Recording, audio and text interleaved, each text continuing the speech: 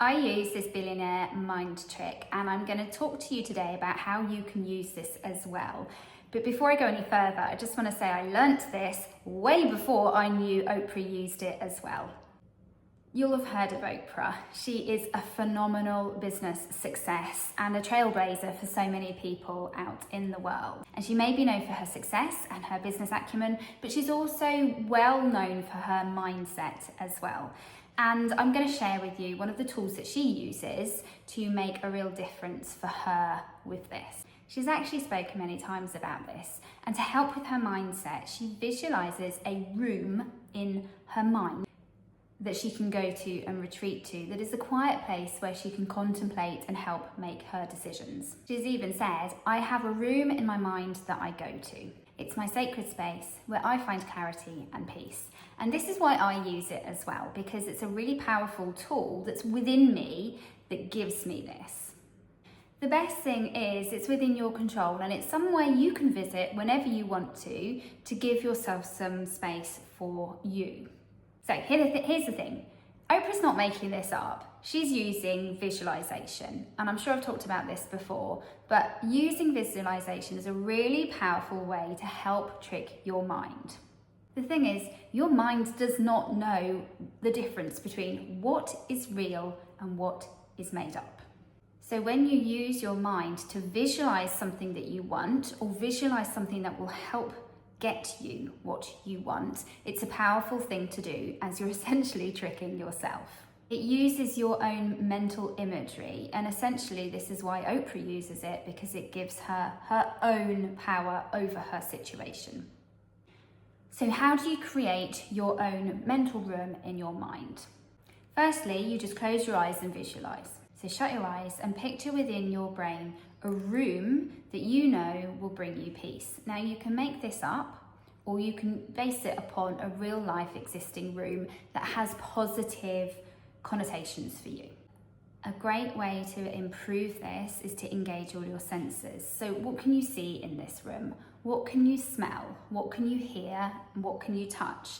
There may be a really comfy sofa that you can go to that has a really strong textile feel to you. Or maybe you can smell your favorite candle or scent burning, obviously not the scent, within the room. Can you feel the warmth of the sun on your skin? When you get your senses involved, it heightens your experience of that place. So once you get better at imagining this room, before you enter it, set yourself an intention. The more you visualize it, the more real it will feel. So it will feel like a place that has a positive impact on you, as I said, but also a place for peace.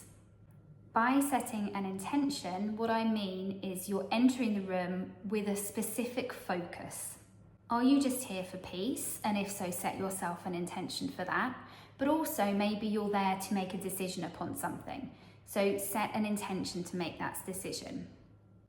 And once you're in that space within your mind, still with your eyes shut, visualize yourself sat within that room. It's a sacred space for you, one that supports you and one that you can use throughout your day to come back to in those moments when you need it, basically. So when things are hard or when you have a decision to make. The way that this works for me is I imagine a really good version of myself in that room, one who is calm and capable of making decisions, somebody who's effectively got it all figured out. So before I enter my room, I have an intention that I'm going to go to the best version of myself to help make that decision.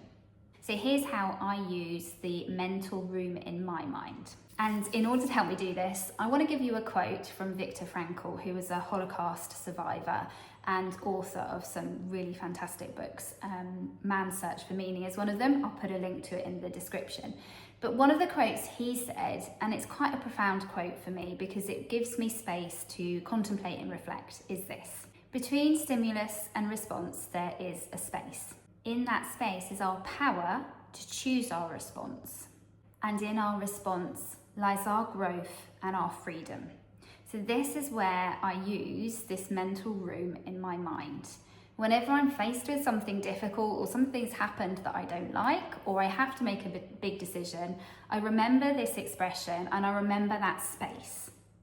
And I go into, obviously, the imagined room in my mind, which gives me a sense of peace and calm. And I operate from the version of me that can make the best decision going forward. The one that really will focus on the growth and the freedom that I desire. So I don't go there just once a day, and I don't believe Oprah does either. Maybe she does, she's a very busy lady. But I go there when I have these choices to make. Even if you just sit there, shut your eyes for a few seconds when you're having a tough time, and imagine this place in your head that supports you, because as I said, our brain doesn't know what's imagined or what is reality. And continually do it, and just see the impact, if you do it once a day for several days, that it can actually have upon your decision-making capability and your own growth.